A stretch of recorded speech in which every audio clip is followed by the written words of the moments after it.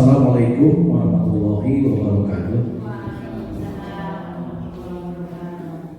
Alhamdulillahirabbil alamin wa bihi nasta'inu ala dunya waddin. Sayyidina Muhammadin wa ala alihi wa sahbihi ajmain. Amma ba'du. Yang saya hormati Bapak Kepala Sekolah yang telah memfasilitasi kegiatan hari ini, dan yang saya hormati pula Bapak dan Ibu guru.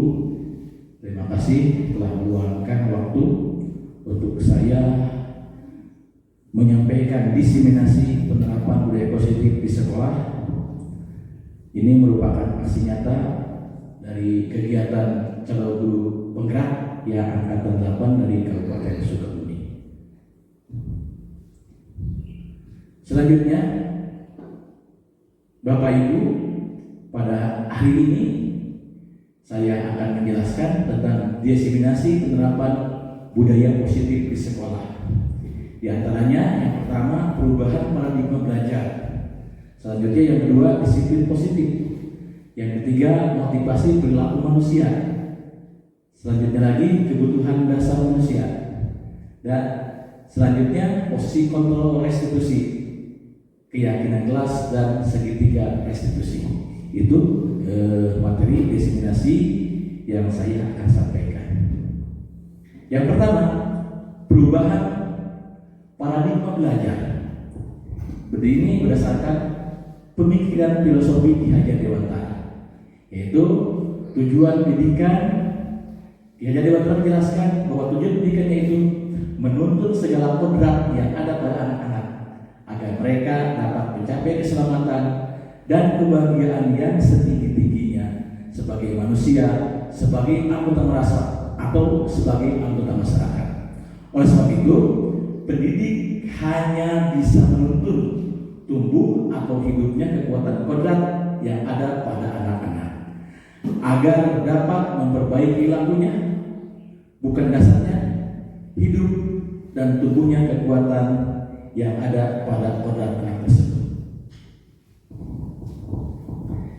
Ki Hajar Dewantara mengibaratkan pendidikan itu ibarat taman.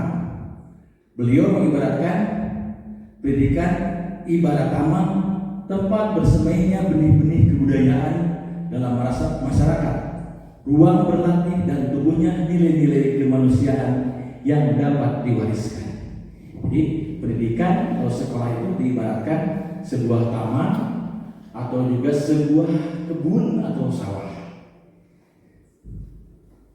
Selanjutnya, pendidik ya atau kita ya sebagai guru ya diibaratkan seperti seorang petani atau tukang kebun dalam menuntun laku pertumbuhan kodrat anak, memberi tuntunan dan arahan agar anak tidak kehilangan arah dan membahayakan dirinya. Jadi seorang guru dapat memberikan tuntunan agar dapat menemukan kemerdekaannya dalam belajar sehingga mampu mengelola dirinya untuk hidup bersama dengan anggota masyarakat. Jadi kita sebagai guru itu ibaratkan seorang petani. Kalau misalkan kita menanam padi, jadi kita mengurus padi sampai padi itu bisa apa? Bisa menghasilkan padi. Ya. Jadi memupuk, merawat, menyiram itu tugas guru kepada anak. Bukan merubah apa? Kodrat anak, ya. Misalkan kalau padi kita rawat, kita rubah kodratnya bisa tidak menjadi cabai buahnya. Tidak bisa. Begitu juga anak, ya. Begitu juga anak. Jadi anak itu sesuai tumbuh sesuai dengan kodratnya. Tidak mungkin anak yang misalkan seperti contoh ikan dilatih, dipaksa untuk bisa terbang sampai ikan kampung tidak akan bisa terbang. Begitu juga anak. Kalau misalkan anak tidak mampu pengetahuan ini, jadi tidak bisa dipaksakan. Jadi sesuai aja dengan kodratnya anak masing-masing. Selanjutnya, anak-anak diibaratkan biji tumbuhan. Jadi biji tumbuhan yang disemai dan ditanam oleh petani atau tukang kebun di lahan yang baru disediakan. Anak itu bagaikan buih-buih biji yang ditanam. Jadi guru tukang kebunnya, guru tukang taninya. Anak itu seperti tanaman yang dirawat oleh seorang guru. Selanjutnya, pendidikan anak berhubungan dengan kodrat alam dan kodrat zaman. Jadi di sini maksudnya kodrat alam ini diartikan sebagai lingkungan tempat peserta didik berada, baik kultur, budaya, kondisi alam geografisnya. Jadi kodrat alam ini berhubungan dengan karakter dasar anak. Jadi anak ini, kita dalam mendidik anak itu harus bisa menyesuaikan dengan kodrat alam, tempat tinggal anak. Jadi tidak sama antara anak yang tinggal di kota dengan anak yang tinggal di desa seperti kita ini. Jadi cara mendidik juga beda, disesuaikan dengan kultur yang ada di masyarakat. Selanjutnya yang kedua, kodrat zaman, diartikan perubahan dari waktu ke waktu. Guru memberikan keterampilan kepada siswa sesuai dengan zamannya agar mereka bisa hidup, berkarya, dan menyesuaikan diri. Jadi kita mendidik anak itu sesuai dengan zamannya. Kalau kita dulu dididik pada masa apa? Kita merupakan pendidikan zaman kolonial ya. Kalau anak-anak sekarang kan zaman milenial ya. Dulu kita tidak, waktu sekolah tidak mengenal HP. Sekarang anak-anak sudah pandai mengoperasikan HP atau itulah sesuai dengan apa? Sesuai dengan kodrat zaman. Jadi pendidikan yang waktu tempo dulu kita mungkin tidak sesuai dengan pendidikan pada anak zaman sekarang. Jadi guru harus intinya mengenal teknologi, menyesuaikan dengan kondisi sehingga terbentuk manusia Indonesia yang mandiri, inisiatif, berpikir kritis, berinovasi, berkarya, dan tidak lupa berbudi pekerti luhur. Itu selanjutnya, peran kita sebagai pendidik itu sebagai apa? Penuntun, ya, menuntun tumbuh atau hidupnya kekuatan kodrat yang pada anak agar anak memperbaiki lakunya, bukan dasarnya. Jadi begini, anak itu diibaratkan sebuah kertas yang apa? Yang sudah ada tulisannya. Tulisan itu merupakan kodrat anak. Anak itu bukan kertas kosong, karena anak punya kodrat masing-masing. Tugas guru di sini menebalkan tulisan yang ada pada anak, tulisan pada kertas. Yang baik kita tebalkan, yang kodrat yang jelek kita hilangkan. Itu tugasnya guru, yaitu sebagai penuntun. Selanjutnya peran pendidik sebagai petani atau tukang kebun ya. Jadi guru seorang petani yang menanam banyak tumbuhan tetapi tidak akan mampu merubah kodrat anak. Betul. Ya. Padi tidak mungkin dirubah kodratnya jadi cabai tidak mungkin dirubah kodratnya menjadi mangga atau kelapa dan sebagainya. Itu merupakan kodrat anak yang harus kita kembangkan. Selanjutnya, pendidikan budi pekerti, ya, yang tidak kalah penting ya. Pendidikan itu berkewajiban berkuasa menebalkan segala tulisan yang suram yang berisi yang berisi baik agar kelak anak sebagai tumbuh atau nampak budi pekerti yang baik. Jadi kita tugasnya menebalkan budi pekerti yang baik pada anak. Tentunya di sini menebalkan kodrat tulis atau kodrat yang samar-samar ini ya bertujuan menuntun atau memfasilitasi ya anak supaya menjadi manusia seutuhnya. Jadi anak itu dikatakan bukan lagi kertas kosong yang bisa digambar semaunya sama guru. Jadi kita jangan punya anggapan anak itu tidak tahu apa-apa, tidak punya kemampuan apa-apa. Kita harus kertas kosong yang semaunya guru menggambar apa saja. Padahal anak sudah punya tulisan yang sama-sama yang perlu ditebalkan oleh guru. Selanjutnya, pendidikan yang menghamba pada anak. Pendidikan yang menghamba pada anak adalah pendidikan yang terpusat pada anak. Ki Hajar Dewantara menjelaskan Pendidikan yang berhamba pada anak, yakni pendidikan yang berpihak pada murid, ya, menekankan pada minat, kebutuhan, dan kemampuan dengan melakukan pendekatan yang didasari cinta kasih, dan tentunya memandang anak bukan lagi sebagai objek pembelajaran tetapi sebagai subjek pembelajaran. Jadi anak itu sebagai subjek pembelajaran. Jadi pembelajaran itu bukan lagi berpusat pada guru. Jadi sekarang itu pembelajaran berpusat pada siswa sesuai kebutuhan, bakat, dan minat siswa. Itu tentang perubahan paradigma. Selanjutnya materi yang kedua adalah disiplin positif dan nilai-nilai kebajikan universal.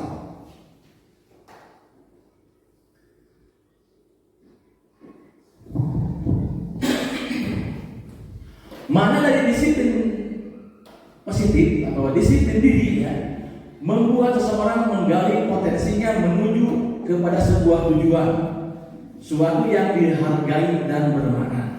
Disiplin juga mempelajari bagaimana cara kita mengontrol diri dan bagaimana menguasai diri untuk memilih tindakan yang mengacu pada nilai-nilai yang kita hargai. Jadi di sini mendisiplinkan anak adalah bagian paling menantang dari pekerjaan. Perilaku disiplin berawal dari kesadaran diri agar perilaku disiplin membudaya. Jadi di sini yang paling menantang dari pekerjaan adalah mendisiplinkan anak. Tapi disiplinnya itu anak berdasarkan kesadaran diri, berdasarkan kemauan anak, bukan kemauan atau takut sama guru. Jadi disiplin ini berdasarkan sendiri supaya bisa membudaya di sekolah. Selanjutnya, mana disiplin positif? Ya, yang dikemukakan oleh Jaya Dewantara atau Dan Gossen, ya, di mana kedua para peneliti mengartikan disiplin sebagai bentuk kontrol diri, yaitu belajar untuk kontrol diri agar dapat mencapai tujuan yang mulia. Ya. Tujuan dari sini adalah mengacu pada nilai-nilai prinsip mulia yang dianut seseorang. Kita namakan dan disebut nilai-nilai kebajikan yang universal.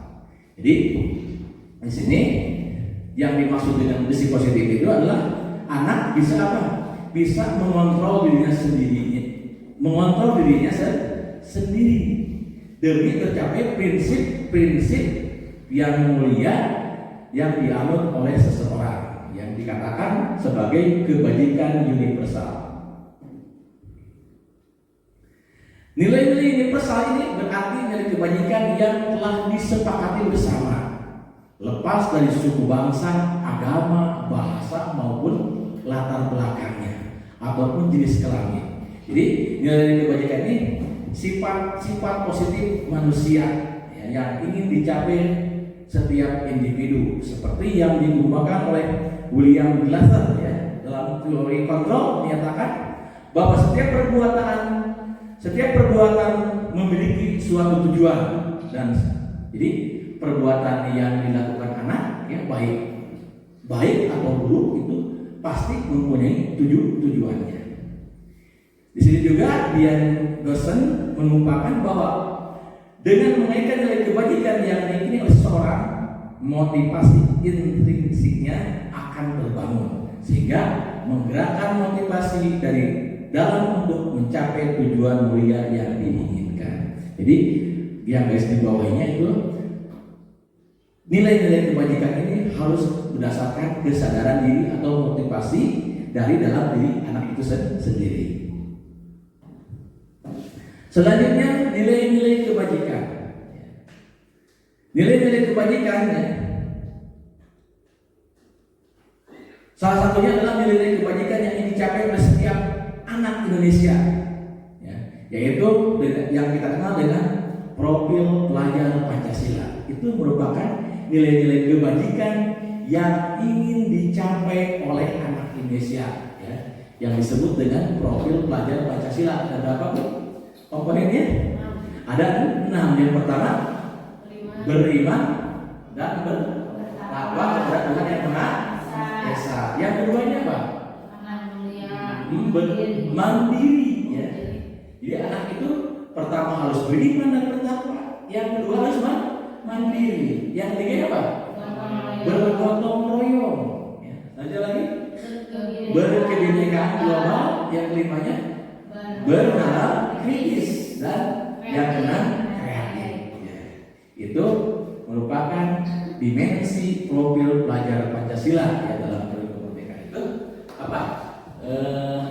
Ada proyek P5 gitu ya. Selanjutnya bisa disimpulkan bahwa sebagai institusi atau kondisi yang memiliki nilai-nilai kebajikan yang sama karena yang tersebut bersifat universal, lintas bahasa, lintas bangsa, lintas agama maupun latar belakangnya. Selanjutnya, disiplin positif dan nilai-nilai kebajikan universal.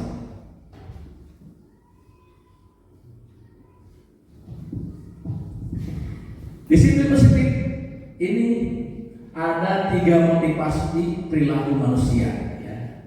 Ini anak termasuk juga anak di sekolah kita.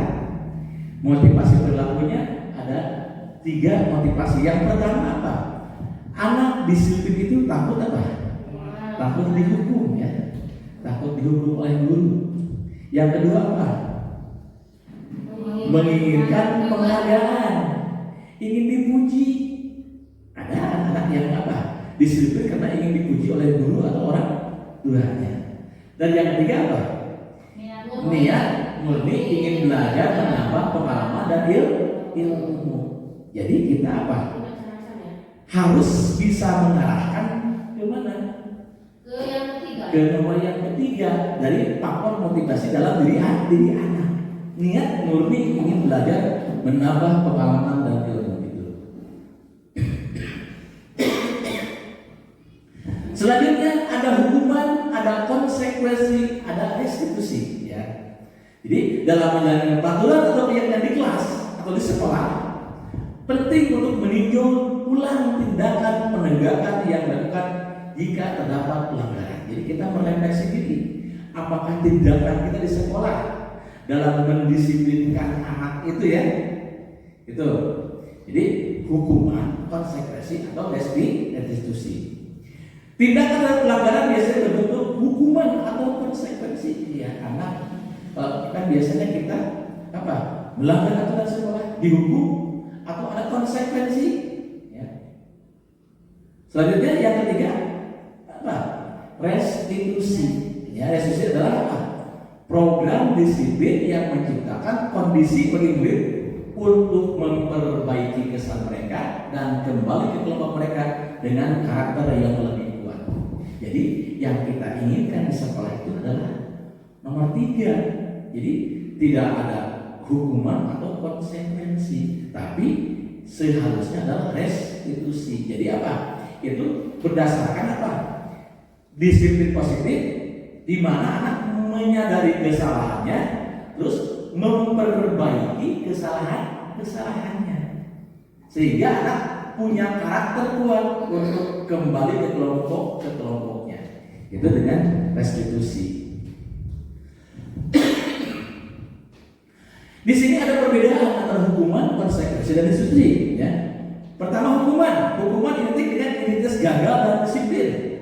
Jadi kalau anak berbuat salah pasti dihukum, gagal dalam disiplin. Misalkan anak datang terlambat, kena hukumannya seperti apa? Ya. Itu sifat hukuman. Yang kedua konsekuensi adalah bagian disiplin positif dan melibatkan dampak atau akibat dari pelanggaran. Ada bedanya. Kalau hukuman itu ditentukan siapa? Ditentukan guru. Ya guru yang menentukan. Jadi diibaratkan semaunya guru. Guru seperti apa mau dalam menghukum anak. Tapi konsekuensi, kalau konsekuensi itu ada kesepakatan dulu. Misalkan kalau datang terlambat, konsekuensinya anak harus mencatat pelajaran yang terlambat. Itu konsekuensi. Jadi bukan hukuman ya. Selanjutnya, restitusi bentuk disiplin yang fokus pada memperbaiki kesalahan. Beda lagi, kalau restitusi itu memperbaiki kesalahan dan mencari solusi. Jadi anak berbuat salah itu kesalahannya apa, terus solusi menyelesaikannya seperti apa supaya anak tidak mengulang lagi kesalahan. Selanjutnya, hukuman. Hukuman bersifat terencana atau tiba-tiba anak atau murid tidak tahu apa yang terjadi dan tidak dilibatkan dalam pengambilan keputusan. Jadi hukuman itu anak tidak tahu kalau berbuat ini akan dihukum seperti apa. Jadi anak tidak dilibatkan apa dalam proses mengambil keputusan. Hanya ada di tangan guru yang menentukannya. Ya, hukuman bersifat satu arah. Betul, karena guru kan di teacher center. Ya. Hukuman diberikan oleh pihak guru dan murid hanya menerima tanpa melalui kesepakatan atau pengarahan dari guru. Jadi tanpa kesepakatan dulu sebelumnya, ujung dihukum udah teh, ya, akibat perbuatan yang melanggar disiplin. Selanjutnya, hukuman berupa fisik atau psikis, menyebabkan murid disakiti oleh tindakan atau kata-kata. Jadi hukuman itu murid bisa tersakiti baik fisik atau mental. Fisik misalkan dijewer, itu bentuk hukuman. Di push up, bentuk hukuman. Atau dikatakan kata-kata apa yang bisa menyakiti hati anak. Itu juga termasuk hukuman. Jadi anak-anak bisa tersakiti oleh tindakan ataupun kata-kata, itu termasuk hukuman.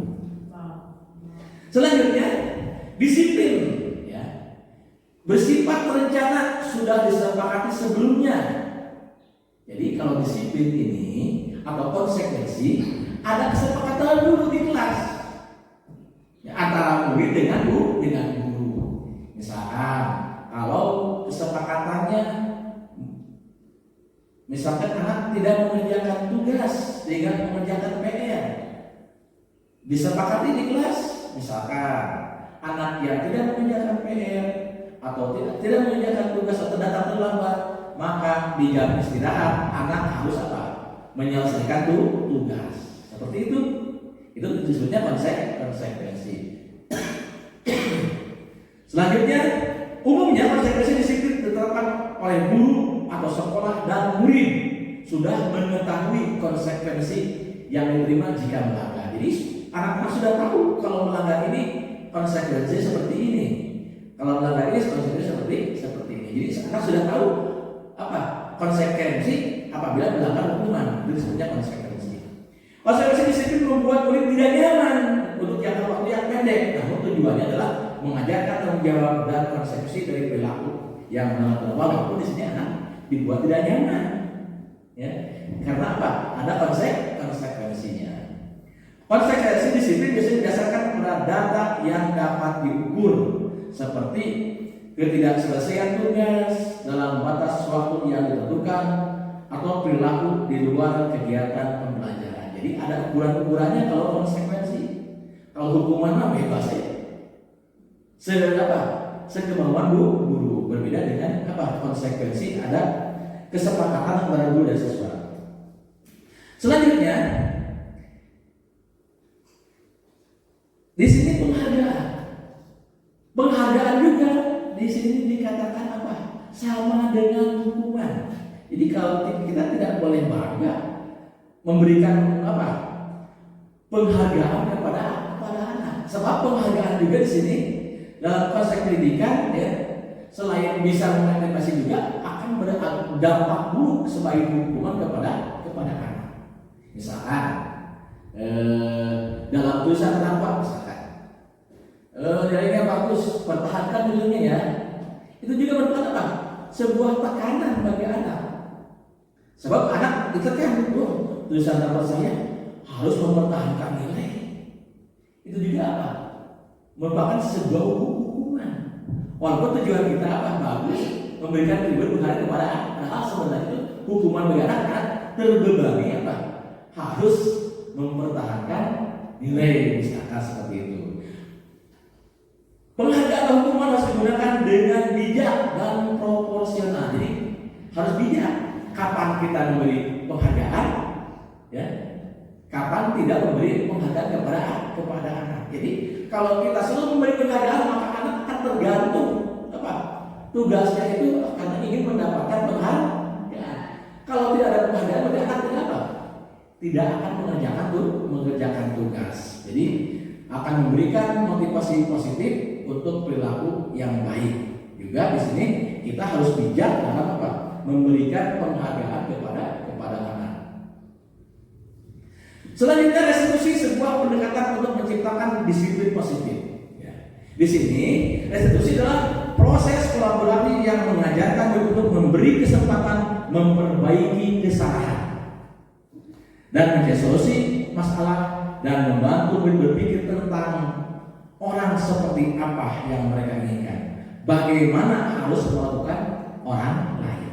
Jadi dengan restitusi ini diajarkan anak supaya memperbaiki kesalahan, anak mencari solusinya sendiri. Ya. Selanjutnya, dan berpikir tentang bagaimana harus memperlakukan orang lain. Ya. Jadi restitusi bukan menebus kesalahan, namun belajar dari kesalahan. Ini berbeda, bukan menebus kesalahan, tapi belajar dari kesalahan. Memperbaiki hubungan berupa tawaran, bukan paksaan. Jadi guru hanya menawarkan, bukan memaksa dalam solusinya. Menuntut untuk melihat ke dalam diri, mencari kebutuhan dasar yang mendasari tindakan anak. Ya. Cara yang paling baik fokus pada karakter, bukan tindakan. Jadi fokus pada solusi, mengembalikan murid yang bersalah pada kelompoknya. Jadi supaya murid kembali pada kelompoknya itu diterima oleh kelompoknya dan apa? Bisa memperbaiki kesalahan.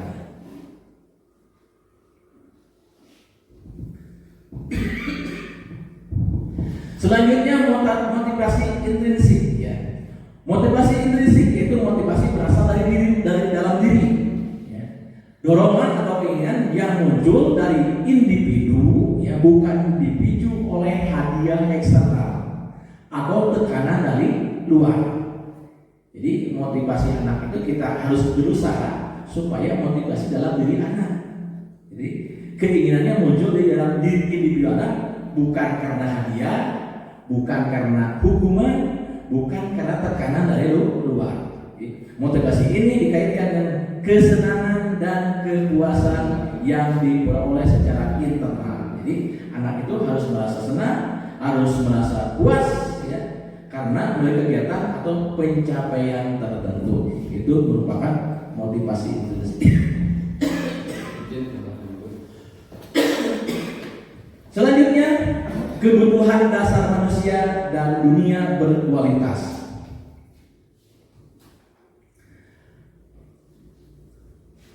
Motivasi intrinsik yaitu motivasi yang berasal dari dalam diri, ya. Selanjutnya,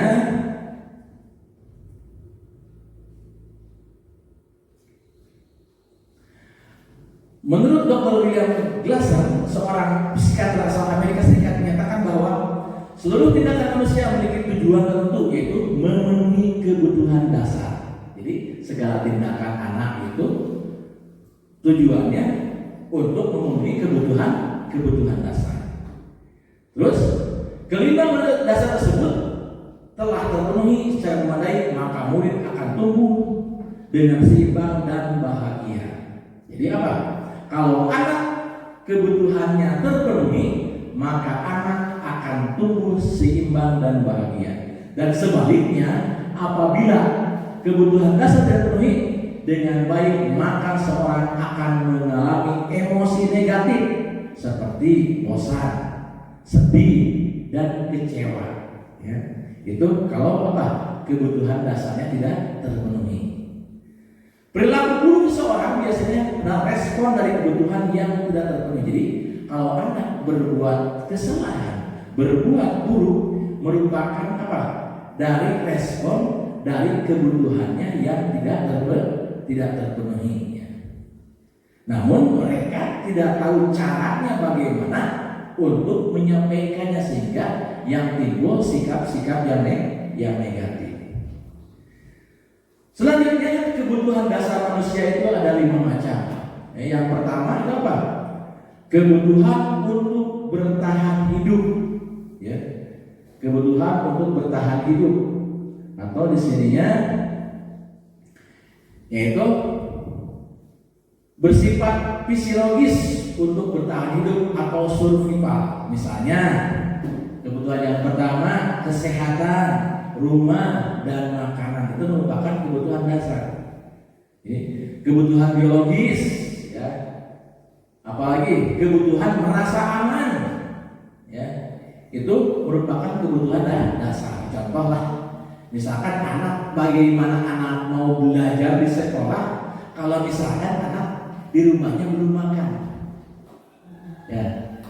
Itu salah satu contohnya, itu merupakan salah satu kebutuhan dasar anak. Jadi kebutuhan kesehatan, rumah, makanan, kebutuhan akan rasa aman, kebutuhan biologis dan sebagainya, itu merupakan kebutuhan dasar yang pertama, yaitu kebutuhan untuk bertahan hidup. Selanjutnya yang kedua apa? Kebutuhan akan perasaan diterima oleh kelompok atau komunitasnya, atau kebutuhan love and belonging, yaitu kebutuhan meliputi untuk tetap terhubung dengan orang lain. Jadi seperti teman, keluarga, teman kerja, kelompok, ya, di mana kita bergabung. Jadi anak juga apa? Punya kebutuhan akan merasa diterima. Di mana? Di kelompoknya, atau di keluarganya, atau kalau guru di teman kerjanya, dan kelompok di mana anak itu bergabung. Setiap murid ingin menjadi bagian yang berharga dari kelas dan juga sekolah. Mereka ingin diterima oleh orang lain atau kelompok. Jadi setiap anak pasti punya kebutuhan untuk dihargai di mana? Di kelas atau di sekolah, atau diterima oleh orang lain atau kelompoknya, termasuk diterima oleh guru. Yang ketiga adalah kebutuhan akan kebebasan, ya, yaitu kebutuhan membuat pilihan murid, diberi kesempatan membuat pilihan dan bertanggung jawab atas pilihan yang mereka ambil. Ya, mereka bukan berarti membiarkan apa saja yang mereka mau, melainkan lebih memberi kesempatan untuk membuat pilihan atau menyuarakan pendapat dengan rasa percaya diri, ya. Jadi anak juga apa? Punya kebutuhan kebebasan, punya kebutuhan menentukan pilihan. Ya, kebutuhan kebebasan rasanya kebutuhan untuk mandiri. Ya, di antaranya anak punya kebutuhan untuk mandiri, memiliki otonomi atau pilihan, dan mampu mengendalikan arah hidupnya sendiri. Itu merupakan kebebasan atau kebutuhan membuat pilihan bagi anak. Itu termasuk bakat minat di sekolah. Anak diberi kebebasan untuk memilih kebutuhan apa yang dia butuhkan. Selanjutnya yang keempat, kebutuhan akan kesenangan. Kebutuhan akan kesenangan. Bayangkan Bapak Ibu tanpa rasa senang. Ya, jadi anak juga harus datang ke sekolah itu apa? Harus punya rasa senang. Jangan datang ke sekolah itu apa? Merasa sedih, merasa takut, ya. Jadi datang ke sekolah anak harus punya rasa senang. Ya. Gladstone menghubungkan kebutuhan akan kesenangan dengan belajar jangan disepelekan. Kebutuhan murid itu merasa senang di kelas, jadi jangan disepelekan. Kata ahli psikologi, apa? Jadi membuat anak senang kelas itu jangan sekali-kali disepelekan. Ya. Selanjutnya jangan ragu-ragu untuk dengan sengaja memasukkan kegiatan yang menyenangkan di kelas. Jadi kita harus membuat apa? Kegiatan yang menyenangkan di kelas. Jadi anak itu senang seperti berada di rumah atau di tempat bermain. Kan tadi juga dikatakan sekolah itu diibaratkan taman. Wajar anak datang ke sekolah itu apa? Bermain. Kan taman dikatakan tadi, ya. Selanjutnya murid-murid dengan kebutuhan dasar kesenangan yang tinggi ingin menikmati apa saja yang mereka lakukan. Mereka juga berstatus tinggi untuk mengerjakan hal-hal yang disenangi. Jadi ini jangan disepelekan tentang kebutuhan kesenangan anak.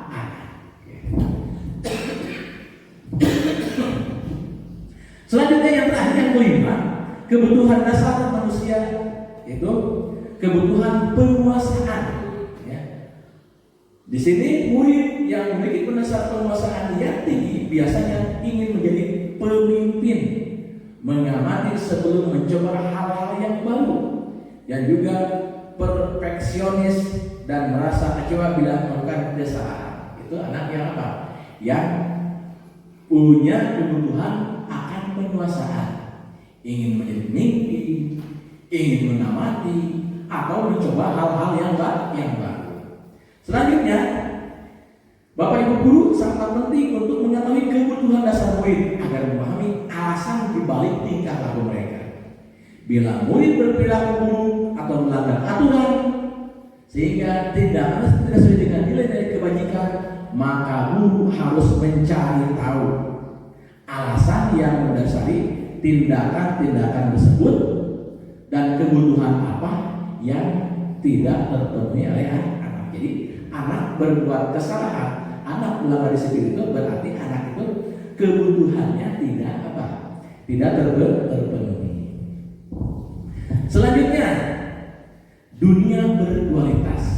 Di sini adalah dunia berkualitas adalah tempat khusus dalam berpikir, tempat menyimpan gambaran representasi dari semua yang diinginkan. Bisa berisi orang-orang, hal-hal apa saja yang ada dalam hidup, membuat merasa bahagia, terpenuhi kebutuhan dasar termasuk dalamnya orang, tempat, benda, nilai-nilai, dan kepercayaan penting. Itu jadi murid kita memiliki gambaran dunia yang berkualitas. Tentunya sebagai guru harus memasukkan hal-hal yang bermakna dan nilai-nilai kebajikan yang hakiki ke dalam dunia berkualitas mereka.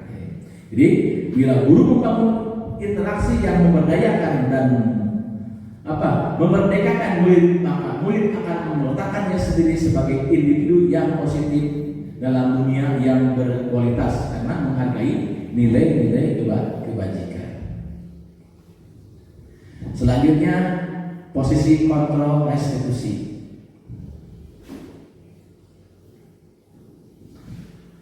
Posisi kontrol restitusi ada 5 posisi kontrol kita sebagai guru. Yang pertama, posisi penghukuman. Yang kedua, posisi pembuat rasa bersalah. Yang ketiga, posisi teman. Yang keempat, posisi pemantau. Dan terakhir, posisi manajer. Jadi kita di sekolah berada dalam posisi mana di antara kelima posisi tersebut. Ya, tinggal kita merefleksikan diri kita saja. Yang pertama, posisi kita sebagai penghukum. Seorang penghukum biasanya menggunakan hukuman fisik atau verbal. Ya. Hukuman fisik atau verbal misalkan memukul, menjewer, ya. Itu hukuman fisik. Orang-orang yang belajar posisi penghukum senantiasa mengatakan bahwa memerlukan sistem atau alat yang lebih menekan murid-murid lebih baik lagi. Di antaranya, guru yang menggunakan posisi penghukum akan berkata, ya, apa? Patuhi aturan saya atau awas. Itu berarti kalau hidup awas, posisi itu sebagai penghukum. Atau kamu selalu saja salah, itu disalah, itu juga berhukum. Atau selalu pasti, selalu yang terakhir selesai. Ya, itu juga penghukum. Kalau anak misalkan sudah terakhir bisa tugas, pasti kamu terakhir. Itu dia menghukum anak. Ya, itu menghukum anak. Ya, di sini penghukum nada suaranya tinggi. Ya, jadi posisi penghukum nada suaranya tinggi kepada anak. Bahasa tubuh, kayak kolok, apalagi jari menunjuk-nunjuk ya, menghardik. Itu posisi sebagai penghukum. Apakah posisi kita seperti itu? Jadi kan ikhlas. Nah, apa di sini menghardik ya? Terlambat lagi, pasti terlambat lagi. Selalu datang terlambat. Kapan bisa datang tepat waktu? Ayo, keberatan. Nah, itu dia apa? Posisi penghukum. Tuh. Tanyakan ke diri Anda, bagaimana perasaan bila guru berbicara seperti itu? Datang terlambat kalau guru berbicara seperti itu. Apakah anak merasa bagaimana? Itu seperti penghukum ya. Nah, hasilnya dari proses penghukum ini kemungkinan murid marah, mendendam atau bersifat agresif ya, seperti kejadian ya di mana di kemarin di daerah Sumatera ya, seperti itulah. Bisa jadi sesuai kembali dulu murid tersebut akan mencoret-coret bukunya ya. Jadi diungkapkan mencoret buku atau meja tulis menulis apa? Meja tulisnya dicoret-coret ya. Lebih buruk lagi, sepulang sekolah murid terlihat melihat motor atau mobil bapak guru akan menggores tersebut dengan paku. Itu yang lebih parah. Akibat apa? Dari posisi menghukum. Selanjutnya posisi yang kedua, pembuat merasa bersalah. Pada posisi ini biasanya guru akan bersuara lebih lembut. Nah, sekarang lebih lembut lagi. Pembuat rasa bersalah akan menggunakan kehendak yang membuat orang lain merasa tidak nyaman, tapi membuat tidak nyaman. Bersalah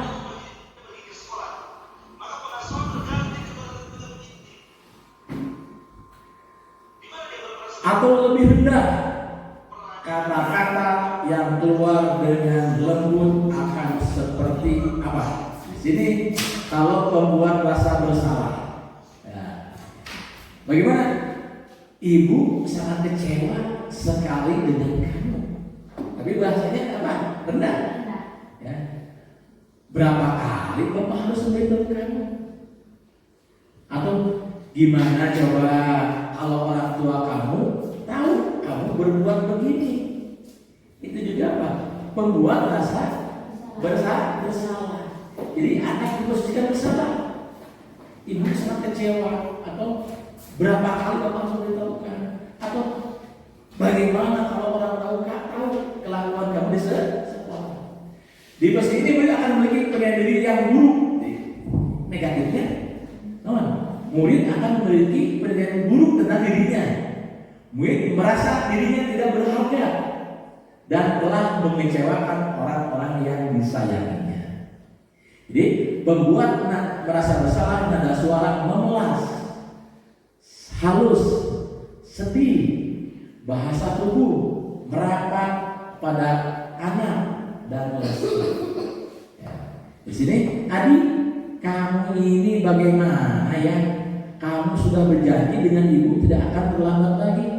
Kamu kenapa? Senang sekali mengecewakan ibu. Ibu benar-benar kecewa sekali. Itu pembuat rasa bersalah. Itu.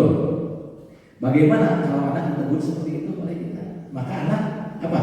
Akan menyalahkan dirinya sendiri, sehingga anak apa? Merasa dirinya tidak akan berharga.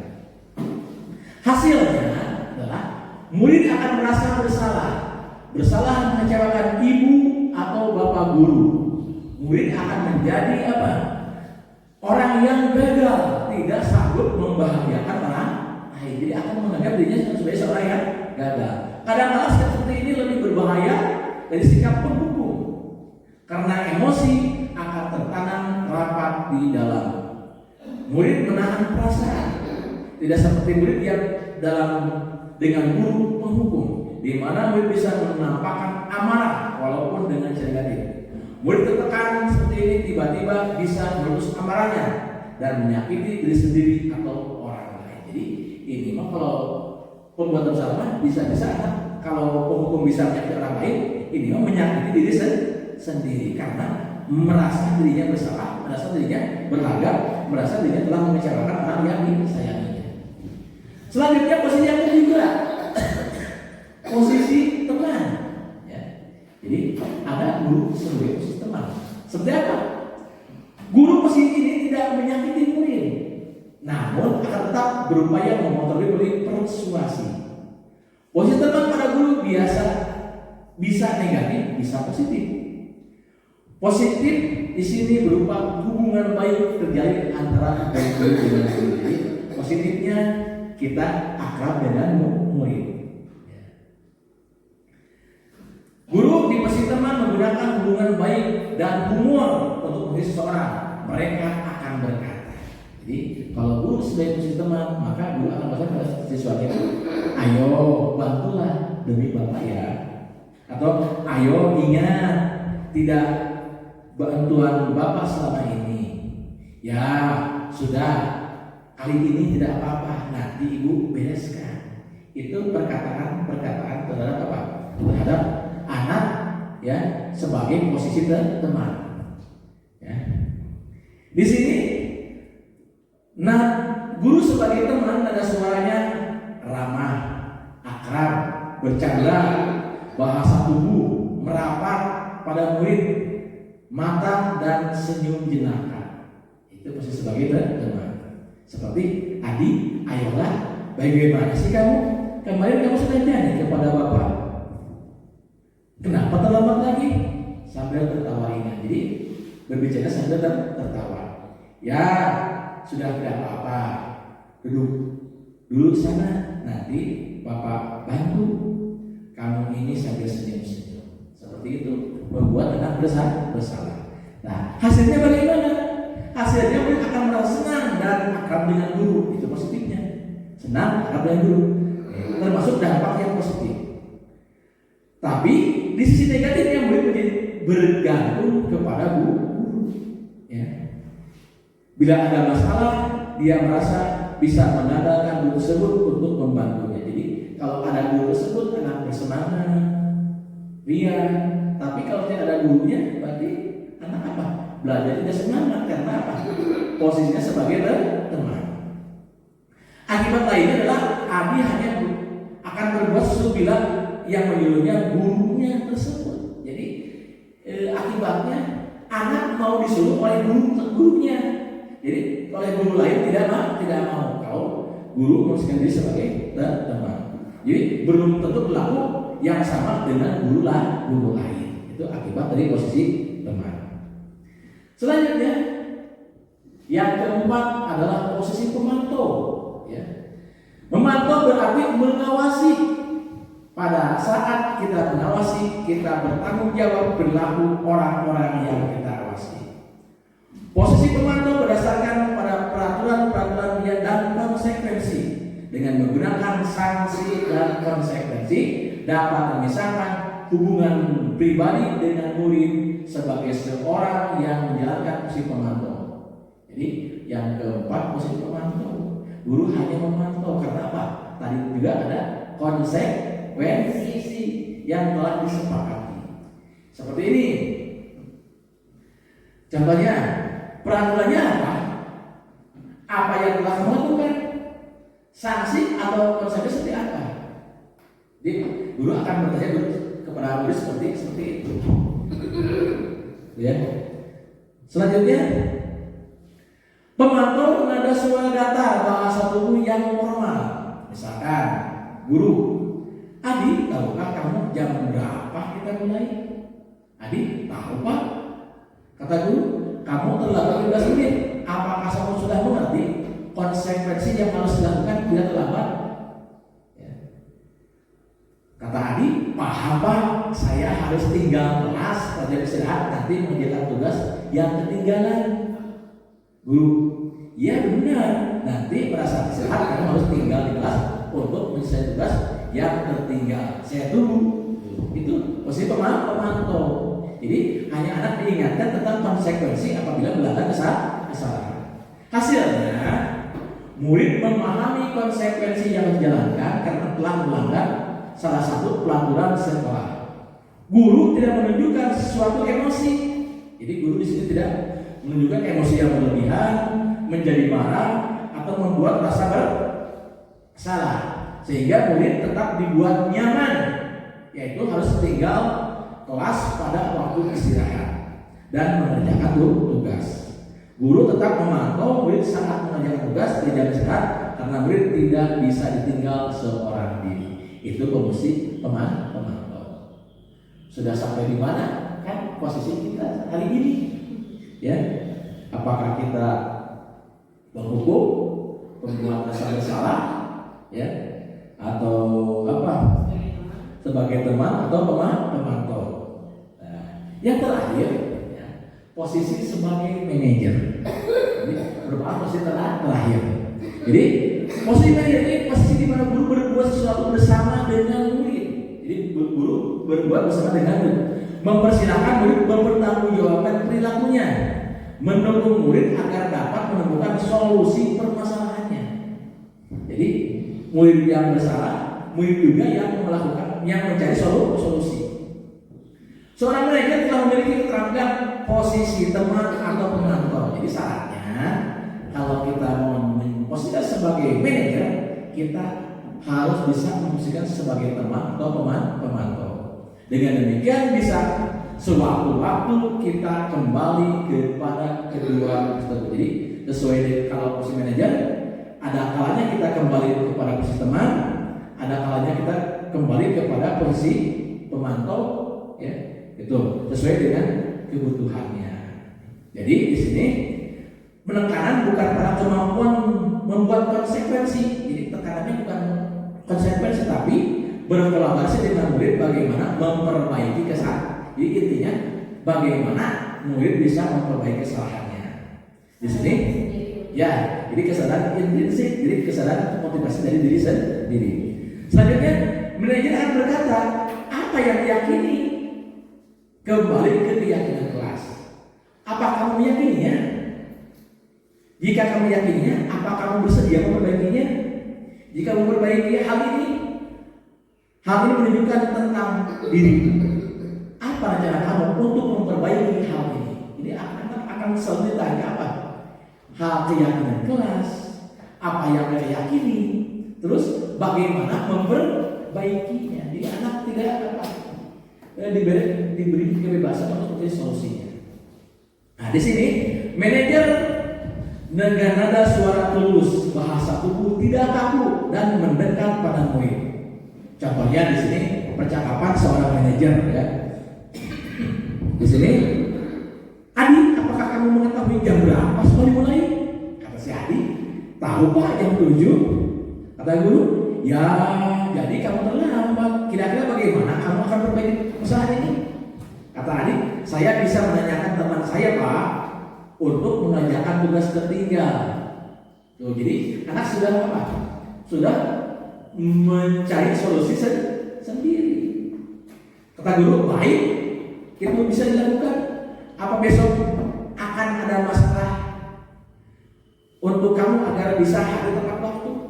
Ditanyakan, anak sudah siap memperbaikinya, dan ditanyakan lagi, apakah akan terlambat lagi besok? Kata Adi, tidak Pak, saya bisa hadir tepat waktu. Kata guru, baik, saya hargai usaha untuk memperbaiki diri sendiri. Itu seperti itu, ya. Kalau posisi manajer. Selanjutnya,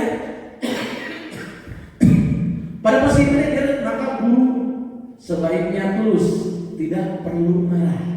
Kajiannya itu, guru tulus, tidak perlu marah, tidak perlu meninggikan suara, apalagi menunjuk-nunjuk dengan jari ke murid, berkaca pinggang, apalagi bersikap seolah menyesal, tampak sedih akan perbuatan murid atau bersenda gurau menetapkan diri sebagai teman-teman murid. Di sini fokusnya adalah pada murid, bukan untuk membahagiakan guru atau orang tua. Jadi anak disiplin itu bukan untuk membahagiakan guru atau orang tua. Murid sudah mengerti adanya suatu masalah dan suatu perlu terjadi. Bila guru mengambil posisi pemantau, guru akan melihat apa konsekuensi pelakuannya. Namun posisi manajer, guru akan mengembalikan tanggung jawab kepada murid untuk mencari jalan keluar permasalahan, tentunya dengan bimbingan guru. Selanjutnya keyakinan kelas. Ya, keyakinan kelas di sini. Keyakinan kelas memuat nilai-nilai kebajikan yang disepakati bersama-sama secara tersirat dan tersurat tanpa memandang latar suku, negara, bahasa maupun agama. Jadi keyakinan kelas itu sifatnya universal, tidak memandang suku, bangsa, bahasa maupun agama. Nilai kebajikan menekankan pada keyakinan seseorang untuk memotivasi seorang yang lebih dalam. Jadi keyakinan pada motivasi. Dalam konteks pendidikan, penting bagi murid untuk mendengarkan, memahami arti sebenarnya pelaturan yang diberikan, serta nilai-nilai kebajikan yang terkandung di dalamnya. Seorang akan lebih tergerak bersemangat untuk menjalankan keyakinan daripada sekedar mengikuti serangkaian pelaturan tanpa makna. Jadi di sini seorang harus tergerak dan bersemangat untuk menjalankan keyakinan, bukan hanya sekedar ikut-ikutan atau mengikuti pelaturan tanpa makna. Di sini tahapan menciptakan program kebajikan, ya. Pertama, daftar kebajikan yang telah disusun bersama. Jadi nanti Bapak Ibu di kelas harus menyusun daftar kebajikan yang disusun bersama murid. Selanjutnya, menentukan nilai-nilai kebajikan yang ingin dijadikan perhatian utama di sekolah. Jadi beberapa usulan murid itu dijadikan usulan utama. Selanjutnya, menyempurnakan beberapa daftar nilai-nilai kebajikan yang utama. Setelah ada perhatian utama, disusun, disempurnakan lagi. Selanjutnya, membuat poster atau dimuat di sosial media keyakinan sekolah atau kelas. Selanjutnya, dibuat poster ditempel di kelas atau di media sosial tentang keyakinan kelas yang sudah disepakati antara guru dan murid di kelas. Nah, sebagai contoh di sini, ya, pelaturannya mengembalikan barang ke tempatnya. Jadi keyakinannya apa? Bertanggung jawab. Jadi keyakinan kelasnya bertanggung jawab. Atau dilarang mengganggu orang lain. Berarti keyakinan kelasnya apa? Harus saling menghormati. Atau hadir di sekolah 15 menit sebelum dimulai. Jadi keyakinan kelasnya apa? Menghormati orang lain atau komitmen tepat waktu. Ya. Kalau tadi di kelas 4 tanggung jawab saja Pak. Ya. Itu hasil kesepakatan di kelas. Selanjutnya, dilarang melakukan kekerasan. Berarti apa? Komitmennya rasa aman atau keamanan atau saling menghormati. Misalkan pelakunya dilarang menggunakan narkoba, berarti nanti kesehatan keyakinannya. Di kelas itu harus sehat. Bergantian atau menunggu giliran, berarti keyakinan kelasnya apa? Menghormati orang lain atau berempati. Ya. Selanjutnya dilarang merokok, misalkan aturannya itu keyakinannya kesehatan atau menghormati orang lain. Menggunakan masker, ya, kesehatan dan keamanan keyakinannya. Atau berjalan di kelas dan koridor, itu keamanan dan keselamatan. Itu salah satu contoh tentang keyakinan kelas. Tapi ini harus disepakati antara guru dan murid. Caranya di sini, Bapak Ibu bisa, ya, membuat anggota kelas dibagi menjadi 4 kelompok atau beberapa kelompok sesuai dengan kebutuhan. Jadi Bapak Ibu buat kelompok di kelas, ya. Selanjutnya apa? Guru memberikan sesuatu keyakinan kelas kepada setiap kelompok. Jadi guru memberikan contoh keyakinan kelasnya, ya. Terus anak berdiskusi untuk apa? Membuat keyakinan kelas. Ya. 2 kelompok bisa mendapatkan keyakinan kelas yang sama bila ada sebuah kelompok. Misalkan kalau ada keyakinan yang sama, berarti diambil yang satunya. Tuh, ya, yang satunya.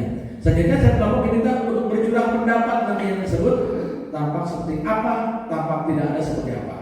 Jadi bercurah pendapat, bertukar pendapat ya, karena siswa itu apa? Menyampaikan hasil diskusinya, selanjutnya didiskusikan lagi di mana? Di kelas. Jadi setelah diskusi kelompok, anak membuat keyakinan, didiskusikan lagi di diskusi ke kelas. Selanjutnya, kemudian sudah pendapat setiap kelompok dipresentasikan pada kelompok besar. Jadi hasil curah pendapat tiap kelompok dipresentasikan di kelas seperti kelompok besar. Dan kertasnya ditempel di sekeliling dinding ruang kelas. Jadi Bapak Ibu, hasil diskusi anak itu ditempelkan di dinding kelas. Hasil diskusi dari tiap kelompok tentang keyakinan kelas, ya. Agar setiap kelas menguatkan pemahamannya. Selanjutnya materi yang terakhir adalah segitiga restitusi, ya. Yaitu segitiga restitusi ini adalah suatu proses dialog yang dilakukan oleh seorang guru atau orang tua yang menghasilkan murid yang mandiri dan bertanggung jawab. Jadi posisi murid yang menghasilkan mandiri dan bertanggung jawab. Saat guru di posisi manajer, ya, jadi posisi 5 kontrol itu kita harus berada pada posisi manajer, bukan penghukum, bukan pembuat dasar-dasar, bukan sebagai teman. Ya bisa sebagai teman, kalau sekali-kali atau pemantau itu jadi yang bermuara pada posisi manajer. Dikembangkan pada murid adalah motivasi intrinsik sehingga penanaman nilai kebajikan dapat tumbuh berkembang menjadi suatu kebiasaan positif yang akhirnya membentuk karakter murid. Jadi dari kebiasaan positif yang ada di kelas menjadi karakter murid di kelas. Jadi menjadi karakter murid di sekolah.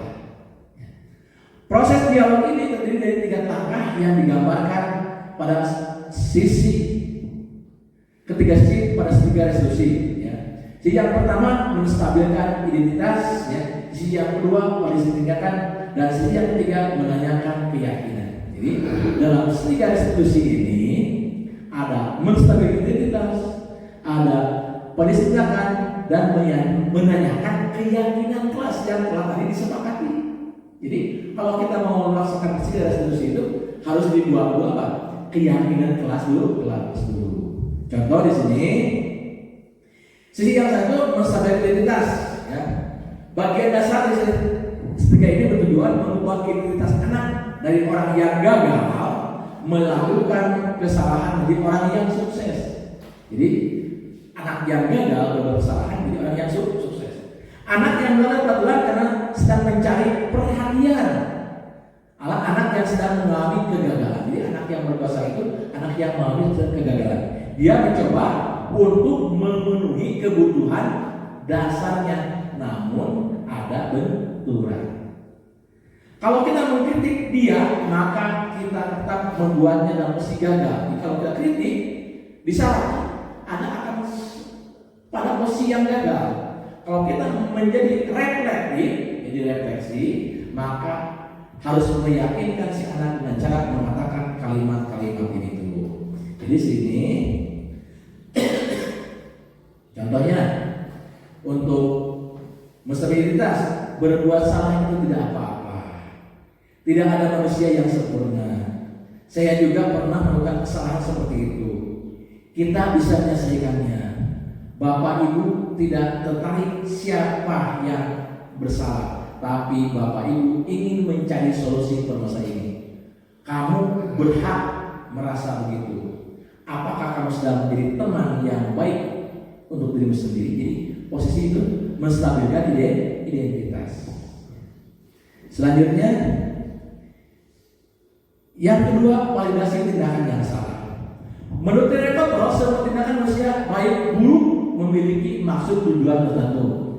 Seorang guru yang memahami teori kontrol pasti mengubah pandangan dari teori stimulus menjadi respon ke cara berpikir proaktif yang mengenai tujuan di setiap tindakan. Jadi kita harus mengenali tujuan dan tindakan. Kita mungkin tidak suka sikap seorang anak yang terus merengek, tapi bila sikap itu mendapat perhatian kita, maka itu telah memenuhi kebutuhan anak. Jadi anak kan di kelas kita merengek-rengek ingin diperhatikan. Jadi kita juga harus memberi perhatian kepada anak, karena anak butuh perhatian.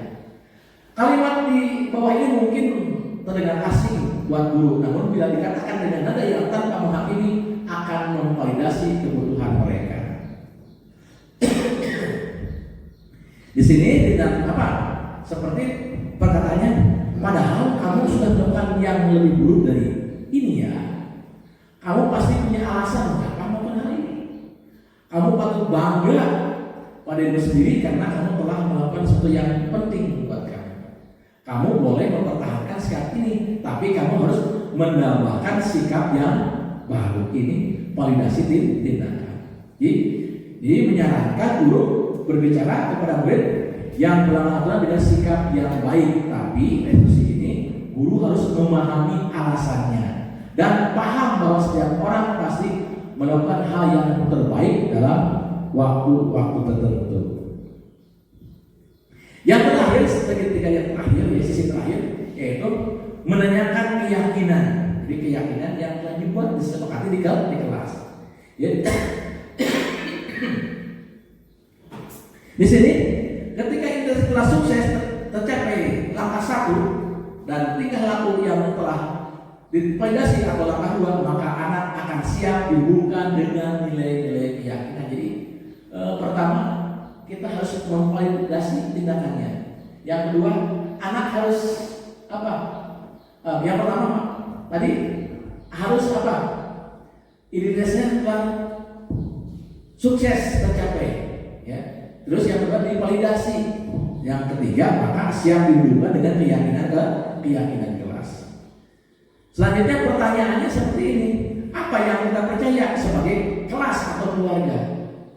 Apa nilai-nilai umum yang kita telah sepakati? Ya, kalau berdosa pasti ditanyakan nilai-nilai yang telah disepakati di kelas. Apa bayangan kita tentang kelas yang ideal? Atau kamu mau jadi orang seperti apa?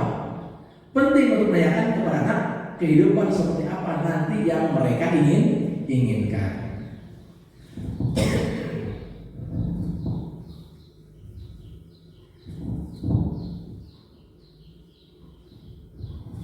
Di sini ada beberapa contoh penerapan strategi resolusi. Silakan Bapak Ibu simak ya.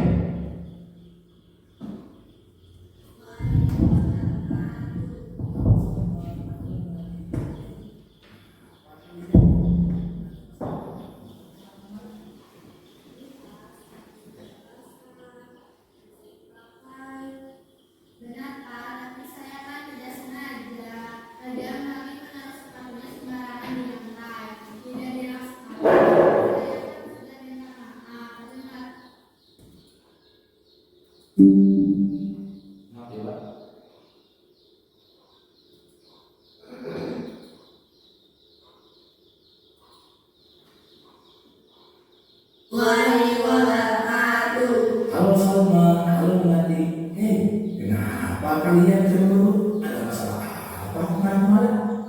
Ini pas sepatu saya basah, tidak bisa dipakai. Benar Pak, tapi saya kan tidak sengaja. Lagian Mami menaruh sepatunya sembarangan di lantai, tidak di rak sepatu. Saya kan sudah minta maaf, tapi Mami tetap marah-marah. Kenapa kamu menyimpan ember lihat? Sekarang Bapak panggil kalian untuk duduk bersama untuk mencari solusi, bukan bagaimana mencari siapa yang salah, siapa yang benar. Ya Pak, ya Pak. Nanti semua orang pasti punya rasa kesalahan berat, begitu juga Bapak. Mempunyai rasa kesalahan berat kalau ada yang membuat kalian kesal, tapi kamu cuma marah-marah kan? Tidak sampai begitu-begitunya. Tidak Pak, saya cuma marah-marah saja. Tadinya saya ingin sekali hukum, tapi saya kan nggak ada rasa kasihan. Bagus loh. Berarti kamu masih punya kasihan dan masih bisa menahan diri. Kamu kan sudah marah sama-sama. Sekarang kira-kira apa yang kamu rasakan? Apakah kamu merasa berat atau membuat kamu tidak nyaman? Terus sepatu kamu yang basah, apakah dengan marah-marah bisa berdiri? Enggak Pak,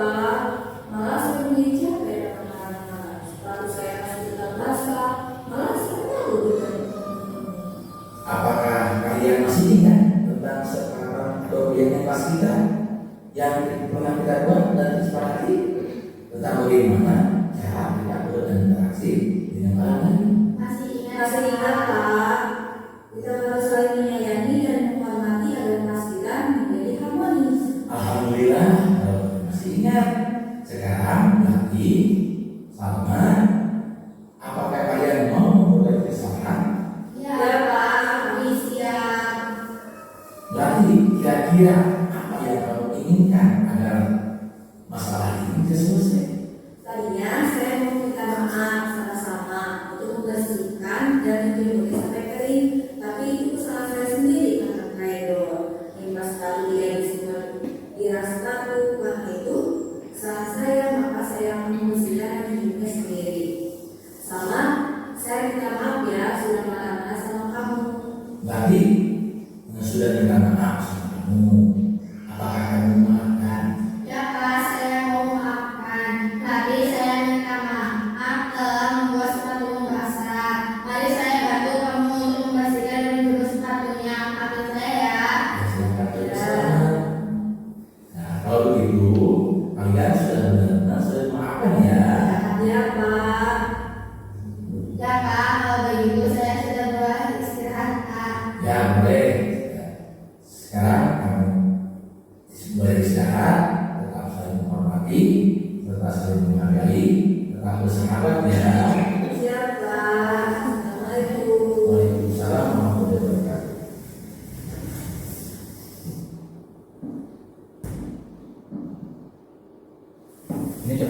Ini contoh yang kedua ya.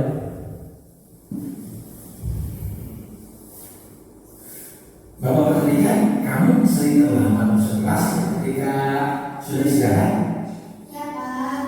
Menurut ingatan kamu sudah berapa kali kamu terlambat? Sudah 3 kali Pak. Oh, sudah 3 kali ya. Sering terlambat kamu itu tentu merupakan sebuah kesalahan. Tapi berbuat kesalahan itu merupakan hal yang manusiawi. Karena setiap orang itu pasti pernah berbuat salah ya. Yang terpenting bagi kamu ya, belajar dari kesalahan, terus berusaha untuk memperbaikinya, dan yang paling penting lagi kamu tidak mengulangi kesalahan yang sama. Setuju? Sedih Pak. Jadi Bapak memanggil kamu tidak akan melayani kamu ya, tapi Bapak memanggil kamu ini hanya untuk mencari solusi bagaimana kamu tidak mengulangi kesalahan lagi ya. Ya Pak. Ya. Jadi kamu sering datang terlambat saat istirahat. Tentunya kamu punya alasan kenapa sih kamu datang terlambat saat istirahat? Karena saya suka main voli bersama kakak kelas, saking asiknya sehingga terlambat masuk ke kelas. Oh, ya. Kalau kamu masuk kelas terlambat, coba sesuai dengan dia yang masuk tadi ya? Tidak Pak. Tidak. Jadi menurut kamu keyakinan apa yang sudah kamu lakukan? Disiplin Pak. Oh, disiplin. Menurut kamu disiplin itu penting tidak? Penting sekali Pak, karena kita harus menghargai waktu dan masuk kelas tepat waktu. Iya, jadi betul sekali kita harus menghargai waktu ya. Waktu karena apa? Waktu itu sangat bermanfaat ya.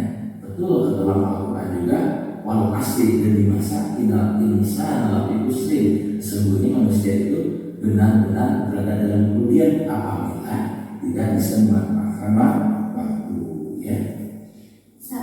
Pak, saya menyesal sudah sering terlambat masuk kelas. Padahal untuk bermain voli ada waktunya ketika pelajaran olahraga. Ya, jadi sikap kamu sangat baik ya. Kamu bisa meminta maaf apa yang menurut kamu telah salah melakukannya, dan kamu berjanji tidak akan terlambat lagi masuk kelas. Saya akan bermain voli dengan teman sekelas supaya ada yang mengingatkan kalau sudah waktunya masuk kelas. Baik, ya Bapak akan selalu ingat ya tentang kamu tidak akan terlambat lagi waktu masuk kelas setelahnya istirahat. Nah, kamu sekarang sudah menunda solusinya ya. Nanti juga Bapak akan menyusun jadwal ekstrakurikuler supaya tidak mengganggu belajar kamu ya, supaya bisa tersalurkan. Silakan nanti kamu kembali ke kelas. Ya, terima kasih Pak.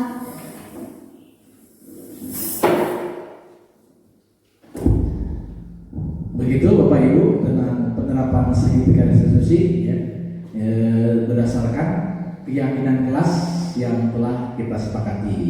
Jadi Bapak Ibu silakan nanti di kelas untuk membuat keyakinan kelas. Nanti apabila anak berbuat kesalahan, kita menyelesaikannya dengan segitiga restitusi ya. Sehingga nanti anaknya itu akan tumbuh, akan berkembang dengan karakter-karakter yang baik sehingga akan membudaya di sekolah kita. Rupanya Bapak Ibu yang saya sampaikan cukup sekian, mudah-mudahan bermanfaat bagi sekolah kita dan bermanfaat juga bagi saya melakukan aksinya tadi ini. Mudah-mudahan kita semua berada dalam berkeberkahan dari Allah Subhanahu wa taala. Terima kasih atas perhatiannya. Bila hidayah. Assalamualaikum warahmatullahi wabarakatuh.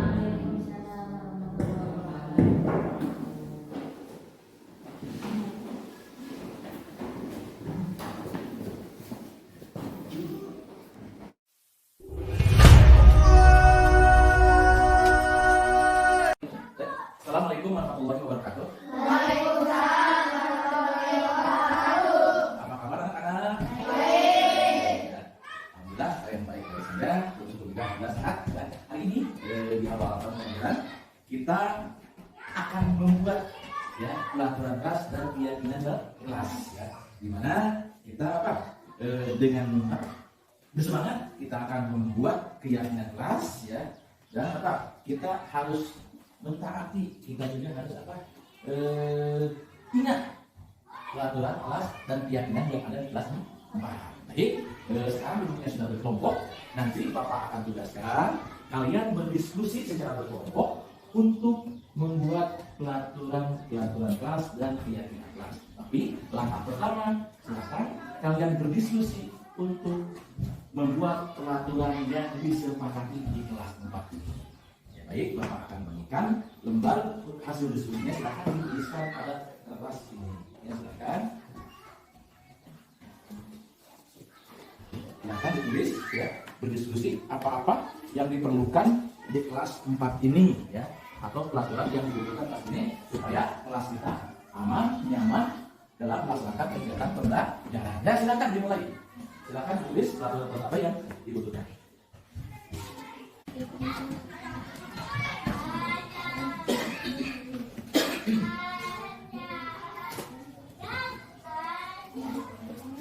Tulisannya yang rapi ya, supaya bisa dibaca nanti.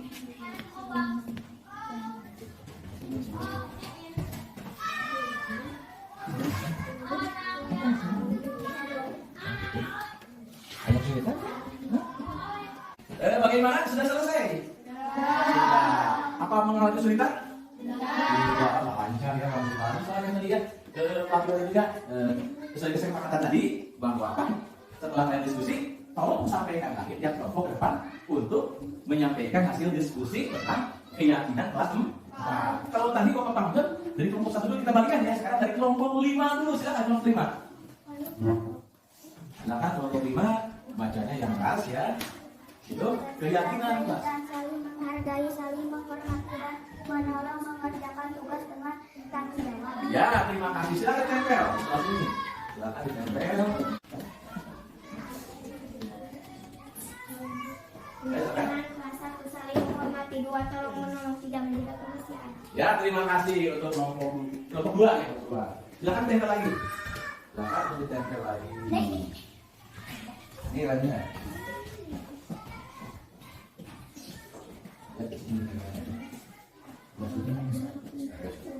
Tepuk tangan untuk kelompok 2.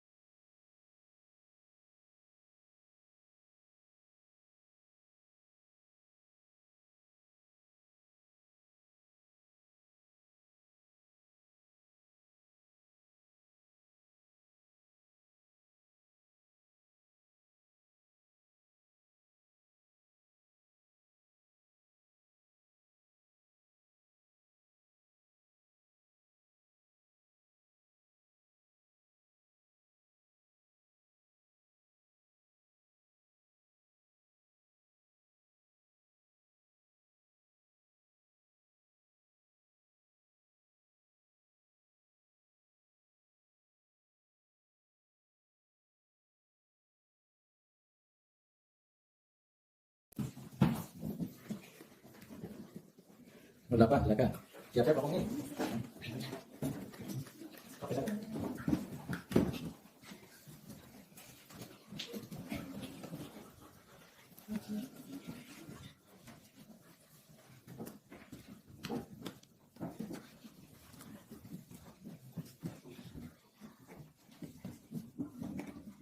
Ya lanjut, silakan nomor 11. Siap-siap ngomongnya.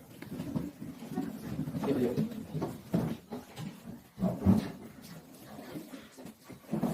Ya, silakan. Nomor 12 ya.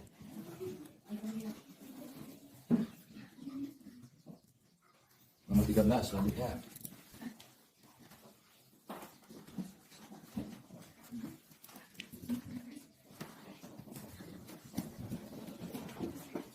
Gitu. Selanjutnya nomor 15. Kita siap-siap. Nomor 5 ayo. Nomor 16.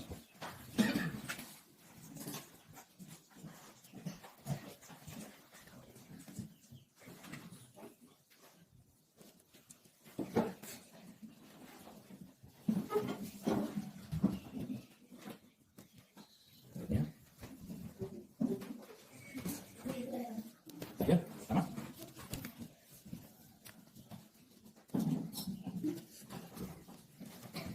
Ya, 19. Ya, sini satu. Ya, nama.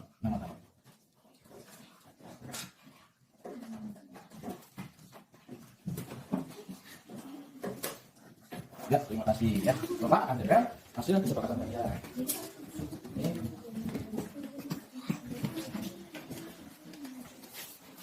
Ya. Kesepakatan kita, mudah-mudahan kita ke depannya bisa melaksanakan apa yang telah kita sepakati. Ya, terima kasih atas perhatiannya. Assalamualaikum warahmatullahi wabarakatuh. Waalaikumsalam